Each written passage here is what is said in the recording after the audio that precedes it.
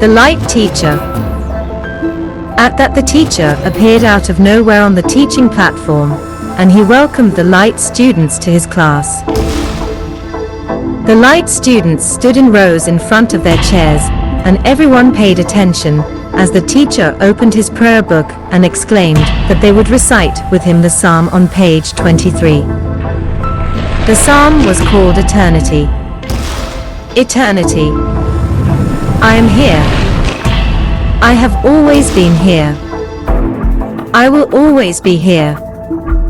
I am. Time is a series of births, generation, maturity, old age and deaths. These births, generation, maturity, old age and deaths are constituents of all eternity. From within the fruit are the seeds. From within the seeds are the seeds of yet tomorrow's seeds. This is eternity. I am eternity. I am the artist, the artistry and the art. I am the universe. I created me. I have been creating all my tomorrows, and I tell you one thing, ladies and gentlemen, some things never change. The teacher asked his students to sit. Then he explained that this was a time of great learning, and that he did not want them just to listen to his words and regurgitate them at his command. He wanted them to listen and understand his words. He said that he was now going to recite a tale, in which the students did not ask questions when they did not understand, and at that he proceeded with his tale. The wisdom of the parrots. Once upon a time, there was a land of parrots. In this land, a small group of young parrots sat around a table listening to a large parrot as it spoke. As time passed by, all the little parrots grew in vocabulary, size and wisdom. Then, one day a pilgrim on his many travels entered the room in which all the parrots were sitting. He listened to them for a while, and then, with a puzzled look on his face, he asked them what it was that they all spoke, and the room fell silent. The Tale Trilogy. He then went on to tell them 3 other tales that collectively held a riddle for them to solve. The tales, although they may appear different on the surface, all had the same heart. The light students were to not only listen to the tales and detect their correlation. They were to gather the essence of the tales, and at their next meeting, they must all have constructed their own tale that was born of the same heart. At that he began. Chaos Engine. The crowd gathered intently, waiting for the Chaos Engine to arrive. Everybody had heard of the Chaos Engine, however, nobody had ever seen him in person. The road that led into, traveled through and then out of town was prepared. People had come from neighboring towns and villages just to catch a glimpse of the Chaos Engine. There were rumors that if you just caught a glimpse of the Chaos Engine, that his success would rub off on you.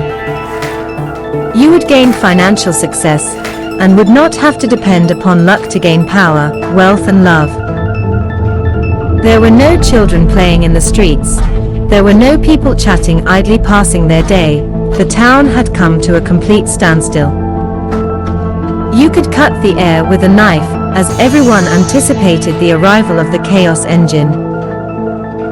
Then a murmur, which escalated into a faint cry that erupted into a wall of jubilance, as some of the crowd caught sight of the arrival of the Chaos Engine in the far distance. Then, the small figure in the distance began to grow in size, and the speed at which he traveled silenced the crowd once more. Not everybody could see, as was to be expected, with such a large gathering and the speed at which he was traveling. Those that could see saw a large thoroughbred donkey dressed in fine clothes, and on his head was a large top hat, with what appeared to be a fishing rod attached to the top of it. The rod pointed outwards in front of the donkey from the top of his hat. There was a large ripe carrot attached to the line that was dangling in front of the donkey's nose, just out of reach. The people in the crowd began to shout out questions on how they could attain such splendid clothes, riches and power. However, the donkey did not answer, it just ran on by chasing the carrot. It did not even notice the crowd that had gathered to greet him. His mind was fixed on the task ahead, which was the acquisition of the large ripe carrot. He was gone as quick as he arrived, and then he was out of sight.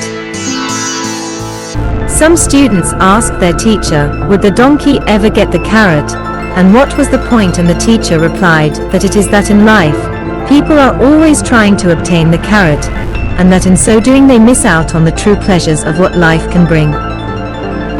Life is not about obtaining the carrot, it is all about the ride.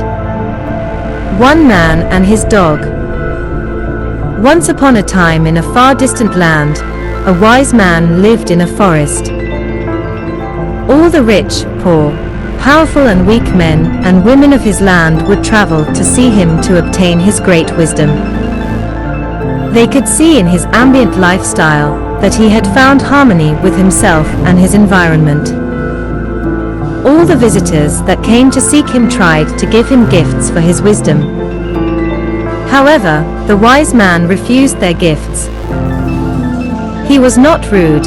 He would just say that what he had to share had no price, it was free.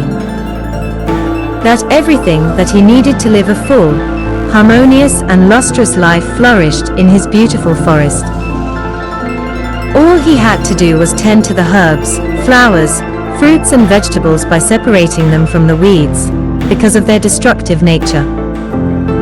Prune the fruit trees to obtain a fuller, richer fruit, plus giving his garden more light. At harvest, he had to gather the crops and make sure that he gave to the land as well as reaping from it. For when dealing with annual crops, he had to rotate the fields in which they grew, for some crops would put back nutrients that other crops would take and vice versa. Last but not least, he had to make sure that the land was irrigated all year round and all his needs were there naturally and in abundance. He went on to say that having the physical needs met and at the same time working with nature, as if it were a living organism, were only 2/3 of the equation. For one must not only tend to the body and the land, one must tend to the soul if one wished to break the endless cycle of birth and rebirth. Everybody stood silent and listened intently as the wise man spoke. He told them that when he was a young boy his dog had given him the answer to the attainment of his soul. He said that he had a gift bestowed upon him, and that gift was a form of telepathy where he could communicate with animals. He said that he used to talk to the birds, the bears, the wolves and the squirrels, and they all showed him the workings of nature, but above all he was given the ultimate wisdom from his dog. He said that he was sitting with his dog one fine day, when he asked the dog why he chose to live alongside men, when it was obvious that he could live a more prosperous life by living independently. The dog had replied that it could live separate from men and women folk, but it chose to do so to help mankind attain their soul. The dog said that mankind is so organized when it comes to food, clothes and shelter, but if it were not for his companionship, they would overlook the needs of the soul. Men and women alike, he said, have a natural selfish streak. This shows in the choosing of their mate, the rearing of their offspring and the attaining of their physical wants and needs. However, they give me a portion of their food and I protect them, hunt with them and stay alert at night to ward off predators and would-be avilders. In addition, on a more subtle level, I bring into their lives tolerance when they are angry, compassion and empathy when they are ill or down on their luck. Together our lives are enriched spiritually with all the above, plus loyalty, unconditional love, common courtesy and mutual respect as we walk together as friends on the long twisted path of light and life. 12 Good Men. Once upon a time in a strange land, there was a room that was 21 feet squared, and it was almost empty. In fact, It had nothing but a chair and some shelves that were 10 feet above the floor. One day the door was opened and in walked some waiters, who climbed upon the chair, and placed some food that were in airtight containers onto the shelves above. There was enough food to feed 20 men for 30 days or so. Then, as they exited the room, 12 blind men were ushered into the room for experimentation. The door was securely shut behind them, and after a time, the 12 blind men began to squabble and then fight for the comfort of the chair. After a time, a pecking order was established, and 20 days later it fell apart, because the 12 blind men had failed to detect the food and they had subsequently all starved to death. The room was cleaned up and the same experiment was carried out with 12 men who had all their senses and mental faculties. At first, they began to fight and then squabble for the chair. This time not just to sit on, but also to stand upon and reach the food on the shelves that was above. After a time, they gave up on a pecking order, knowing that when they went to sleep or grew tired defending the food and the chair, anything could happen. So, they decided to work together and take turns on the chair, and share out the food equally and sensibly for as long as it would last. 20 days later, 12 satisfied, friendly men were let out of the room and the experiment was over. Okay, I want you now to come back to the present so we can move on, the light teacher said, and he gave a loving smile, and the light students broke out into laughter at his wise witticism. Tree into rest. The teacher asked his light students to stand while they were to recite a mantra from his spiritual book of mantras. Okay, now I want you to listen once, then repeat with me 7 times the next mantra, the teacher exclaimed. Then he said, tree into rest, tree into loyalty, loyalty tree, tree. They did as he requested, and then they all stood in silence for the lesson to continue. The omen. All please take a seat, said the teacher. You and I are aware of the epic adventures that all of you present have been on to reach this level of existence, the teacher exclaimed. However, I want you to put your tails to rest now, for the time has come for a new adventure. He went on to say, I wish to bring to your attention a conflict that is taking place at this very time, as we speak in the lower astral planes and the physical realms of existence. A short pause, and then, this conflict is known as evil. The crowd murmured and the teacher waited patiently, and then when they fell silent once more he carried on.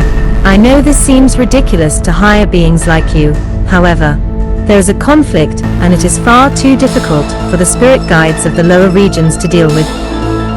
The silence was deafening. As you all know, there are regions between the passageways of the physical realms of existence and the light that are heavily populated with dark interdimensional and confused light beings, otherwise known as the lower astral planes. He held it there so the beings present could ascertain the full extent of his rhetoric, before he continued. It goes without saying that you all know there is no such thing as natural evil except for the interdimensional angry beings that exist in the lower planes, of course. He went on. However, when dealing with humans, evil is either carried over from a past incarnation, or it is manufactured in the present from repression, ignorance, superstition, and tyrannical spiritual propaganda to oppress the masses in the primordial stages of development in the physical realms of existence. The room remained silent. It was a mixture between disbelief and discipline that hushed the crowd. As you all know, when physical beings are the victims of fatal accidents or tragic suicides, they can get lost in the lower astral planes, where they wander about in a confused psychotic spiritual state, until found and helped by their spirit guides, or the physical psychic helpers. The crowd nodded with understanding and wisdom, for they had all worked as spirit guides. or had been the victims of just such an event just after their life, after physical life experiences. The reason for their becoming lost, or in this confused state, is because they have not attained their spiritual senses that come with a natural physical death, or they are in shock and they do not know that they have crossed over. Alternatively, when speaking of suicides, especially suicides that were performed for the dark forces and or the dark prince, they have totally lost all lucidity, because their living schizophrenic tendencies have been carried over with them even after physical death, or because they were let down by their dark dogmatic belief structures failing to keep their side of the bargain. When they made the transition, they expected to find hell, but to their dismay it did not manifest or come into fruition. They just found themselves in the dark regions of the lower astral planes with horned dark spiritual entities that had no godlike powers whatsoever. Just an angry, twisted, sadistic and animalistic nature. So they believe they were rejected, or that they are on some kind of dark test, or quest, or whatever, because of the letdown. They deluded themselves and went on working for the Dark Prince within the lower astral planes to gain entry into their unholy inferno. Or they totally lost their spiritual and psychological cohesion and went on to live inside their own deluded minds, refusing to see any kind of sense whatsoever. Much like the dogmatic light beings that sit there eon after eon waiting for their God, or a spiritual emissary to turn up to resurrect them and put them back into their physical worlds at the end of days. You all know the ones blinded with ignorance, arrogance and faith. Alternatively, other beings caught and or deluded in the planes are agnostics, atheists, primordial mystics, and shamans, or perhaps for one reason or other, when talking of the materialistic sophisticated beings they were too busy making money, chasing physical utopia, or the pleasure principle. They never contemplated life after life, and were struck down in their prime by some kind of freak and fatal accident. They are in a state of shock, because they did not attempt to come to terms with the life after life transition before physical death. Basically, they are still in a state of denial and are trying to hold on to life no matter how diverse their world now seems. Usually, when the soul is faced with this kind of duress, the mind crumbles and it can easily and willfully be manipulated by the dark forces, or should I say, beings pretending to be in contact or in league with the dark forces. Again, the crowd nodded with acknowledgement and there was an air of humor. The teacher acknowledged the humor and patiently waited for it to dwindle. Once it had faded, he went on. However, there are dark forces that not only refuse help from the physical psychics and spiritual guides, they have begun to form a dark angelic resistance, and at this very moment they are in the process of creating a dark rebellion by overthrowing the system of the light. The room exploded into a mass of questions. The teacher waited until the room became silent once more. The dark angelic forces are growing in number as they infiltrate the natural order of things. Of course, it is hard to spot them, for they can appear as light beings that are caught up in spiritual dogmas born out of ignorance, arrogance, and dark spiritual intuition. As you all know, dogmas are as negative and destructive as dark forces. They not only hold back the sciences and true spiritual advances, but the way in which they persecute hunter-gathering tribal cultures only builds retaliation and retribution. As you all know, the antithesis of the dogmas makes them conjure up superstitious tales of the Dark Prince and demonic forces. With these kinds of belief structures, they wreak havoc and chaos on the physical realms. Further, they then carry over with them their schizophrenic ideals into the lower astral planes, and they end up in the same bleak position as they become the leaders of the poor, tortured and tormented souls that I have just mentioned. A slight pause, then, it has been discovered that they are gaining entry into a number of dimensions, worlds and parallel universes, with the use of technology within the lower astral planes. Actually, to be more specific, it is a combination of the physical realms and the astral planes. They are catching sleepwalking spirits that are astral projecting, but are not consciously aware that they are doing so out of their physical bodies, and detaining them with some kind of electronic force field, or detention center. Then, having detained the spirits that have disassociated from their physical bodies, they possess their physical bodies, and cause all kinds of atrocities in the physical realms. As you all know, all ports lead to the astral planes, and every physical being, conscious or unconscious, goes there each night, or when in the state that is commonly known as sleep occurs. They have been diverting or changing the course of natural history.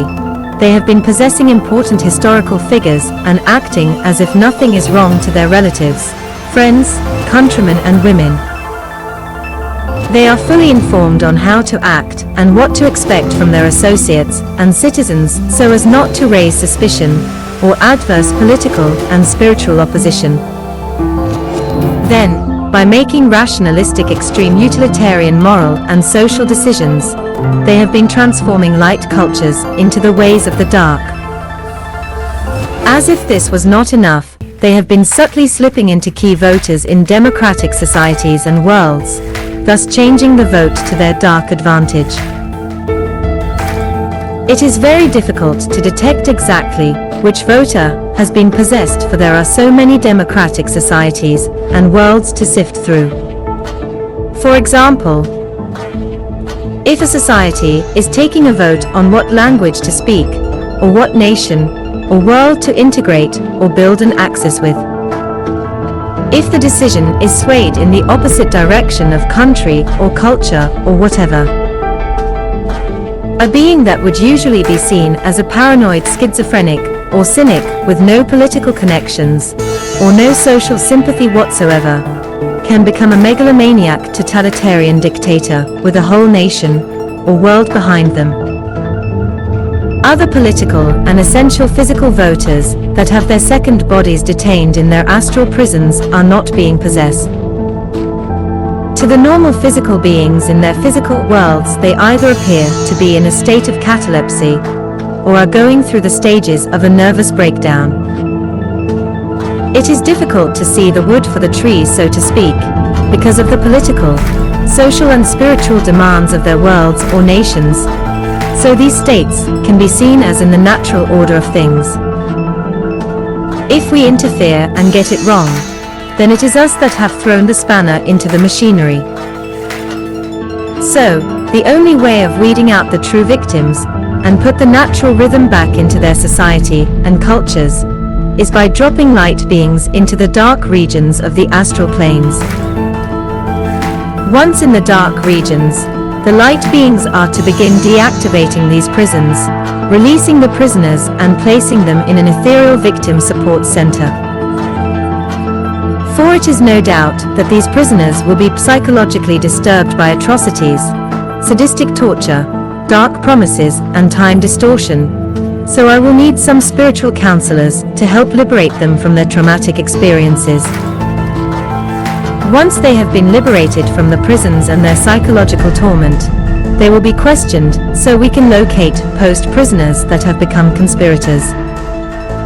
Astral beings that were light beings or on their way to becoming light beings that have been turned by their evil ways. Once finished, they will be placed back into their physical bodies and worlds before their capture. They will then and only then have hypnotic suggestions placed into their minds that they have had the most curious dream. For as you all know, we cannot repress their ominous ordeals with amnesia or hypnotic suggestions or some other kind of trickery, for eventually they will come to the surface and cause abnormal behavior patterns, psychotic aberrations, or disturbing nightmares. If not dealt in the way that I have just suggested, they will have to come to terms with their problems in their present physical vessels eventually, or their lives and the lives of all concerned will suffer. I am confident that this mission will be ultimately successful, and hopefully it will cause minimal effects in the natural order. You could cut the tension with a knife. Although they cannot harm us light beings in the land of spirit, or the higher astral planes directly, they can and are causing chaos in the physical realms, which could lead to a change in the natural order. There was a sea of hands. Although the light beings all had telepathic attributes, they only used their telepathy for linguistic translation. However, everybody knew the questions on every light being's spiritual lips. What could be done? Who was going to do it? And should they awake the sleeping god? The teacher went on, "At this time, we do not wish to alarm the Creator. However, we are going to train a small group of beings that are to be reborn into the physical realms that will infiltrate their rebellion from within. As yet they seem to have no knowledge on how to go back and forth in time, and we can use this to our advantage. We will get our spies to be born 20 to 30 years before their rebellion, thus making them look authentic." The teacher had a look of anxiety sweep across his countenance for a moment, bringing yet another pause to his speech while he regained his composure. "The idea is to play them at their own game. Our spies are going to act as devoted believers in the black arts, and then join their ranks by sacrificing their physical bodies in an act of blind black faith." There was an ocean of volunteers at this suggestion. "Thank you all for your cooperation. I will be organizing our forces of light at the end of this speech." The teacher went on, "Our only weapons here are trickery and cunning, and I am literally praying that they will be enough. Once our spies are in their ranks, they are to build a rapport with the dark leaders by pretending to have liaisons with the dark forces and search out their physical roots. Once they have gained their trust and acquired the information that is required, they are to telepathically project their discovery directly to us on a hidden channel that has been specially created by the angels that work side by side with the sleeping god itself. We will then detect their spies before they turned bad, and even if we have to change the natural order of their physical history to keep them in the light, this will be done. Our spies that volunteer for this task must understand that they will be subjected to horrific sadistic ritualistic murders and perverse sexual acts that would turn the stomach of any sinner for the first time, let alone a saint. Further, the spiritual undercover agents will be entirely alone, this being out of necessity for the success of their mission as well as their own safety. Before the volunteers leave for this task, their souls must be tested. They will have tests to see if they can withstand that kind of dark behavior and not lose control, or worse, cross over to the other side.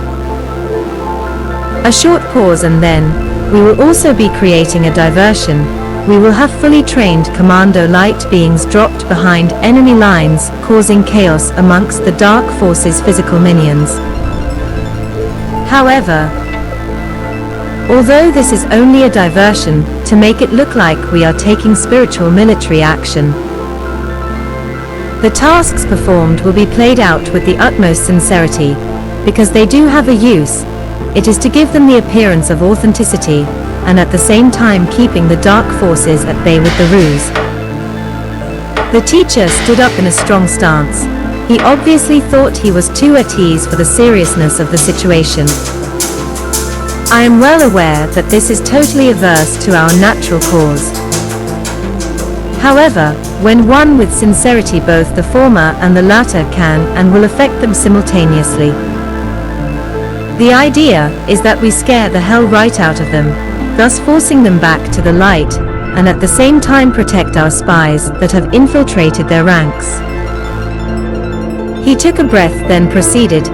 Our commandos will create terrifying illusions in the lower astral planes by taking on the look of the demonic gargoyle tyrannical monsters and creating dark illusions that the worst nightmares are made of. We will synthesize no-go areas within the lower astral planes that even the most devout dark worshippers, followers and dedicated soldiers would not like to tread. It will be in these horrific regions that our undercover spies will make contact with the spiritual resistance.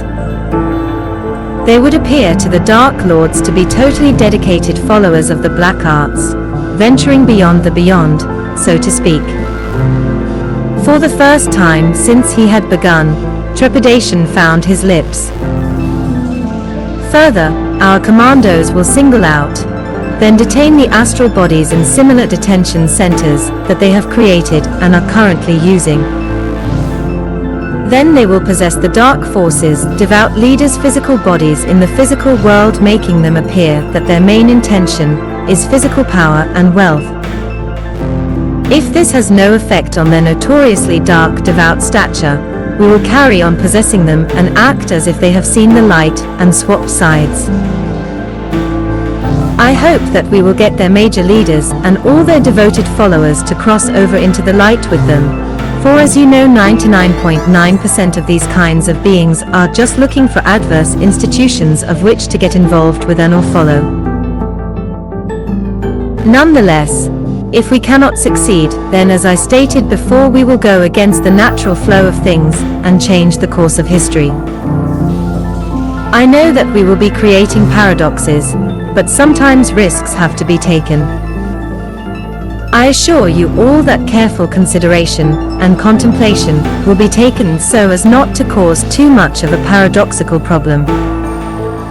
Where possible, we will resituate unborn physical beings that have been taken out of the equation into similar lives in the multiverse. He took a breath. Then, the so-called dark rituals and seances will be totally violated, spreading fear, panic and hysterical confusion among their witches and dark psychics. As I have already stated, the origins of black magic and or demonic worship are the effects of spiritual dogmas or inquisitions. Black magic is a superstitious and ritualistic mysticism that has been outlawed and given that title by the current spiritual dogma. The point being, to keep all other spiritual beliefs and systems away from the public eye so they can retain spiritual and political control. Anyone caught performing the art of magic is punished by the physical beings in the name of their current god. The punishment is usually physical death for not complying and acting in an adverse manner towards the doctrines that have been given to them to obey and follow by their god. Of course, capital punishment is only the case within immature societies. Those found performing such ritualistic behavior or activities within more sophisticated societies are usually seen as mentally disturbed or just plain cranks. The demonic worshippers, or the followers of the Black Prince and arts and all his so-called realms, are just spiritual antitheses. The Black origins were created to oppose the current spiritual dogma. They generally use the dogma's own threats against them. For example, the Black Prince, who was rejected from their god because of his rebellious ways and cast into a hellish environment to teach everybody a lesson in loyalty, becomes their dark savior, and that hellish place becomes their place of residence after their dark salvation.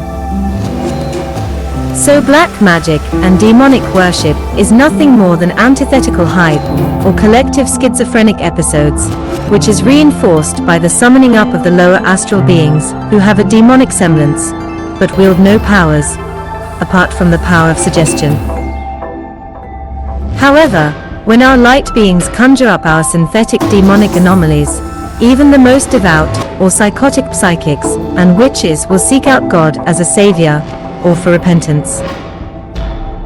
He relaxed again and then said, "Finally, we will be training some light beings in the art of divine intervention and or miracles, to win the faith of those primordial beings unable to grasp spiritual intellectual wisdom." Suddenly, the teacher began to change color. He took on a purple haze. He was in direct telepathic communication with one of the top subtle beings that worked with the Creator. Then, when his color returned to white, he said, "I have just been informed that the dark angelic forces are on the verge of using a weapon of mass destruction. They have retrieved the Book of Shadows and they have the primal name of the sleeping god, and as everybody knows, if its name is sounded then it will awake.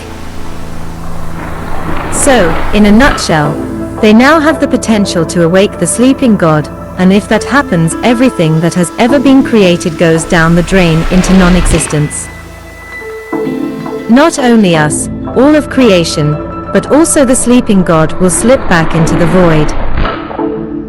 Unfortunately, we don't have enough time to train you all now, so we must begin this instant by projecting you all back in time, before they use their apocalyptic weapon."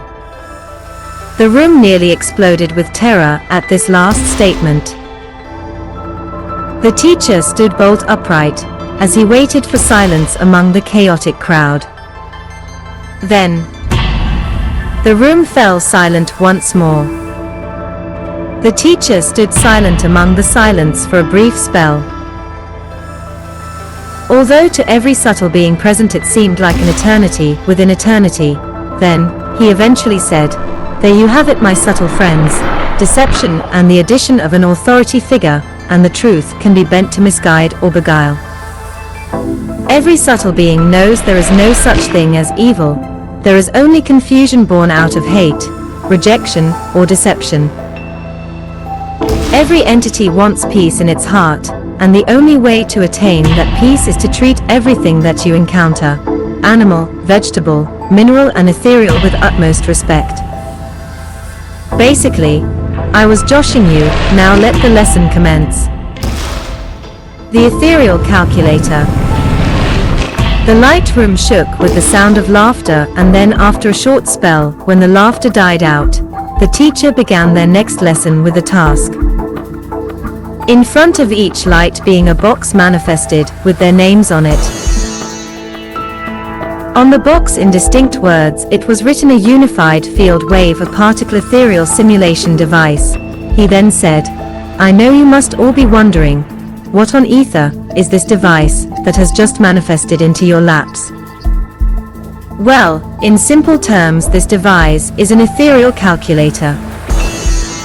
He went on, "I want you to plug the box in until it is fully charged and then unplug it and proceed to the next step of the task."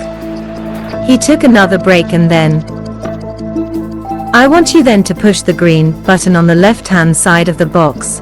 Be careful not to touch the red button just below it, for that will turn off the device, and you will have to begin again." All the beings present carefully paid attention.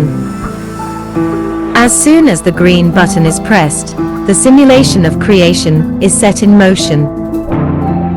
I want you then to observe the creative process as it unfolds within the confines of the box. Then the teacher looked humorless as he said, "I want you to take this exercise seriously.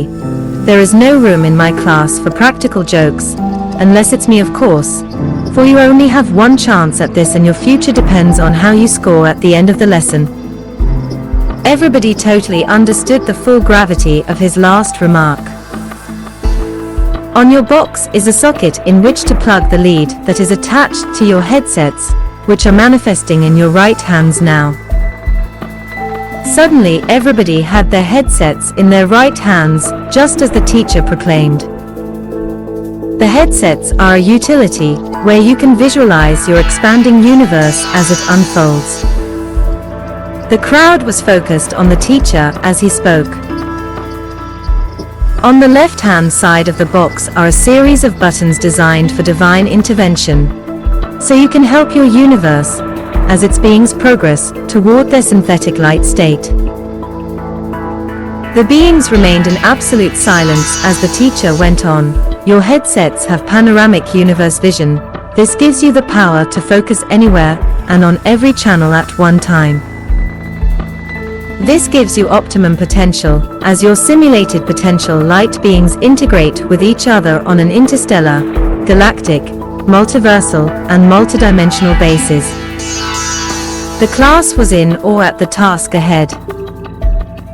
The simulated life in your box may envision your presence as an omniscient, omnipresent, omnipotent and benevolent God. However, as you and I know, you are only light beings in the upper level of the light, and you are carrying out an ethereal task, and there is room for error. The room exploded with uncontrolled laughter, as they remembered their days as ignorant physical beings projecting their views onto the Creator's divine nature. Then, the teacher continued, "There is a time limit and you will be summoned when the duration is up." The teacher took a short pause and then proceeded, "When you reformulate, at my will I will be plugging your boxes into a supercomputing calculator, where it will calculate the amount of simulated ether and love energy, thus giving you all your result to the test." The teacher's face lit up with a warm smile as he said, "As I stated above, nobody is perfect, so you are not expected to obtain 100%. He went on, "However, although the life in your box is simulated, they do not know it. So please act with absolute caution, and wherever possible when dealing with all the life in your simulated universe, moralistically good or bad, try to be as benevolent as possible." The riddle and the tale.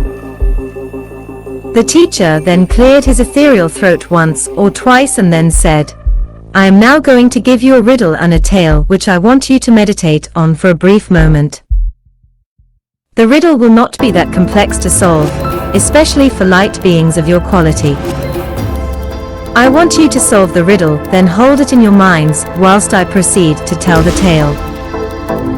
I then want you to find the correlation of the answer of the riddle within the tale, so I need your undivided attention.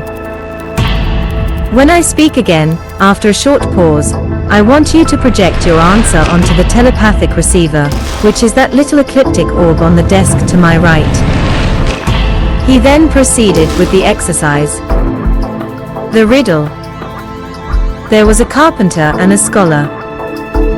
Now, the carpenter could not write books and the scholar could not do carpentry. The tale. There were 7 sages at the foot of a massive mountain, a mountain so huge and vertical that it was impossible to climb, even if a foothold could be found. The top was enveloped within cloud. Each sage had constructed their own temple, and they all had their own doctrine, to which they all said what lay at the top of the mountain.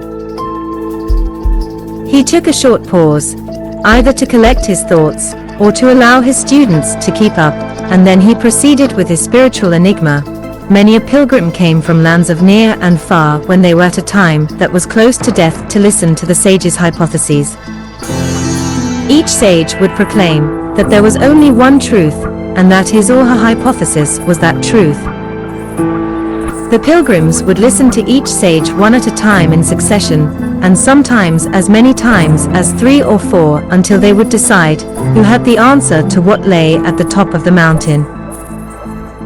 He waited once more before he commenced. When the pilgrims had made up their minds as to who had the truth, they would inundate the chosen sage with gifts, wealth and food which they would receive upon their death. He took another gap before he carried on. Then he said, "One day the clouds that covered the top of the mountain began to clear. It was then that everybody could see a city of pure gold, a gold so pure it almost appeared transparent to the naked eye, and it probably would have been if it were not for the jewels planted on its walls, or that it let out an ethereal light." He took another pause to allow his students to creatively visualize the city, and then he went on. After that, to everybody's surprise, they all saw a figure descending the mountain from the city. Everybody was stricken by silence as the figure came into full view. They watched the figure levitate about 2 feet from the surface and hover before them. The light students were entranced as the teacher spoke. The figure was a bipedal spiritual creature, and he began to speak to everybody that was gathered. When he spoke, he did not vocalize. He spoke telepathically into everyone's minds. He told them that he was born in their land and one day he had found a way up the mountain and discovered the City of Light. The students were awestruck by the tale. It seemed to penetrate deep into their souls. He told them that when he got to the city gates, he had been expected, and that there was a kind, benevolent light being who spoke into his mind in a calm and soothing manner there to greet him. He went on to say, although he did not recall having been there before, he had a strange feeling that he had been on a long journey, and that he had finally returned home. Another short pause and then he continued with his tale. He said that the light being asked him to convey the story of his life and his life's experiences. There was an empathic response in the light students, and they began to glow with the effects of the tale. He told them that his whole life had flashed before him and that the light being had not judged him of that what was right and wrong, although he did seem to light up when decisions of unconditional love, the search for self-knowledge, the learning from wrong decisions and actions occurred. The teacher was silent again, so his students could ascertain the full effects of the rhetoric. He waited almost a minute, and some light students were thinking that perhaps this was the end. But it was not, and the teacher continued. He felt the full-on effect of all the sadistic and mindless actions he had done to other beings in his life. It was as if they had given him back their sorrow and grief in return for his own salvation.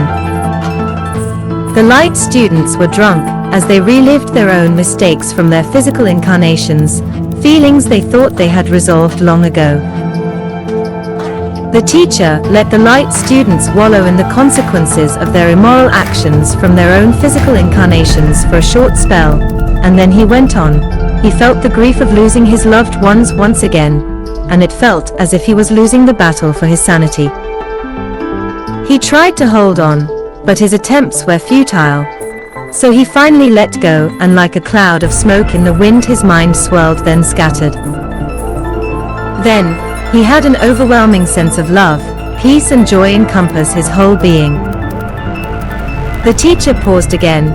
The light students were full of love, empathy, compassion and joy. They were totally enmeshed in the tale.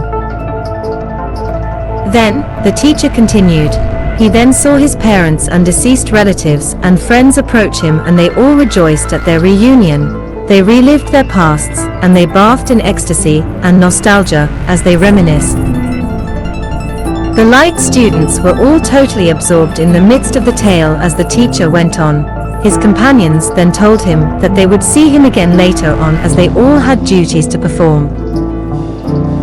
They all said, and he was not sure if it was simultaneously, individually or collectively, that he was not to be concerned with their departure, as time was no longer an issue within these realms. The teacher took another pause to let his light students settle their minds before advancing. They told him that he still had other personal issues from other physical incarnations that he must integrate with his present consciousness. They were not wrong. As soon as they relayed that message, they had vanished as if into thin air, and he began to relive his past lives.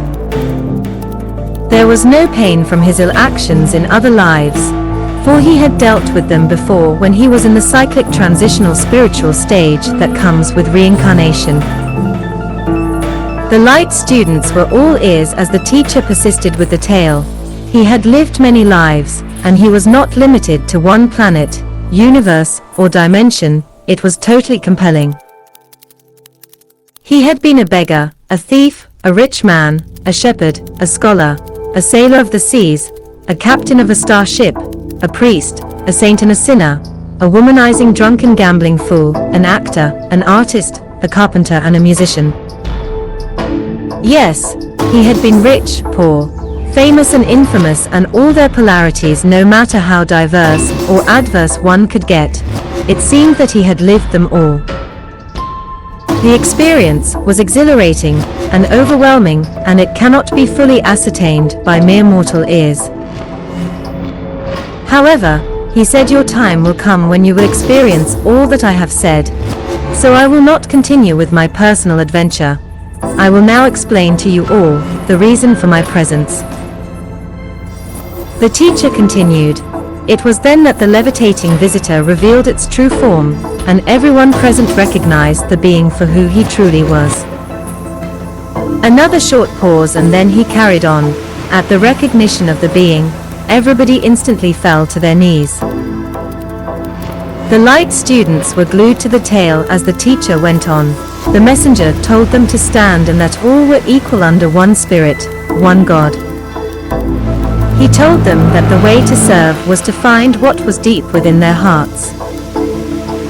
Once you have found what it is that you are here to do, you will recognize it, because it will compel you into action with an almost overwhelming sense of passion, love and enthusiasm.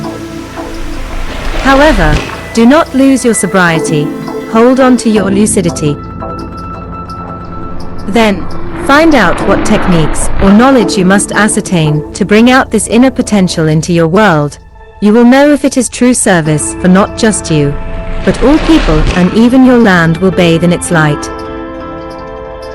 The teacher took another gap in his tail and then proceeded. He told the sages not to hold each other back spiritually with their pointless squabbles, just because none of them wanted to be revealed about how little they really know of the truth.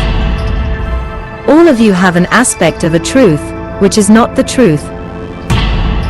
One only has to look at what you preach or teach to see the apparent flaws in your tales, and if there are holes, then your truths lack integrity. If you are real seekers of the truth, then you must let go of your half-backed stories, learn from their mistakes and move on in your pursuit for the truth once more. For the truth is not stagnant or static unless it is held back by ignorance, arrogance or political or spiritual deception. The truth is infinite and eternally unfolding, and the answer is to be found in the search, not the attainment or acquisition of a problem solved. For whenever one door shuts, another is always opened. The light being then began to dictate a spiritual doctrine for them all to follow. He told the sages to abolish their myopic beliefs and to unite in the common good of all.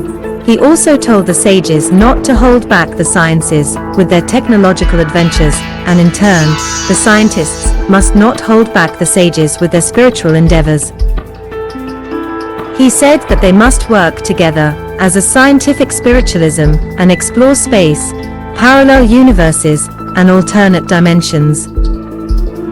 He told them that they must respect all living things no matter how primordial or diverse. He said that they must welcome alien and alternate dimensional life forms with open arms, for the only way on is forward. He also told the kings, the wealthy and the sages to distribute their wealth to the poor and the needy. He commanded the armies to put down their weapons and to banish war, and use their intellect to settle their tenacious territorial disputes. He told the politicians to settle their grievances and differences, and to work together with the armies for the benefit of all, including the land. He told them all to re-establish an ethical social society built on empathy, compassion, unconditional love, tolerance, common courtesy, and mutual respect for all. He told them that if they did not comply to his wishes, that all their ill actions would be personally felt, just like he had told them earlier with his own experience. The teacher continued. He said that that would be the fate of the lucky souls, and then he turned around and the mountain changed into a pillar of tortured souls, all congealed together trying to reach the city of light. He waved his hand, they all vanished and the mountain returned. He told them that this was their final warning, and that if they did not take heed to his demands, that was their future. At that the angel vanished and the mountain returned back to its original form, enveloped with cloud at its peak. The teacher smiled, then asked, "Within the riddle there was a rouge. I hope that you did not fall for it, for your marks will suffer." So, I want you to hold both the riddle and the tale within your mind's eye, read out the rouge, find the true connection, and then project it accordingly when and where directed to do so. He waited a few minutes and then said, "Project your thoughts into the telepathic receiver, and do not confer or speak it aloud." Every light being did as he asked. The teacher then told them that they were all going to recite with him an incantation. In addition, that they were not only going to recite it aloud within the confines of the Hall of Wisdom, they were to telepathically project it to every living soul within the multiverse, and the spiritual realms as well. He got them to open the book on page 3, and then as one they said and thought the incantation for all. Love consciousness. We are spiritual, we are only spiritual, spiritual harmony, spiritual harmony. We are spiritual, we are always spiritual, spiritual harmony, spiritual harmony. We are spiritual, we are always spiritual, spiritual harmony, spiritual harmony. We are spiritual, we are only spiritual, spiritual harmony, spiritual harmony. They repeated the incantation 7 times, and then every light being including the teacher, took a minute silence. Then came the end of the lesson, and the teacher bid them all farewell, and wished them good luck with the task at hand. Before the teacher made his exit, he summoned the dork, who had been sharing jokes and tales of wisdom with the Zionite, as they entered the Hall of Wisdom earlier. When the room had cleared, the teacher said to the dork, "I could not help but overhear your beautiful tale on true love earlier, my friend. Tell me, was that story true or fictitious?" "Sad but true, my friend," replied the dork. Then the teacher replied, "Have you got a minute?" The dork looked at the teacher and smiled, as if to say, "We are in eternity, my good friend." At that, both the teacher and the dork disappeared to God only knows where.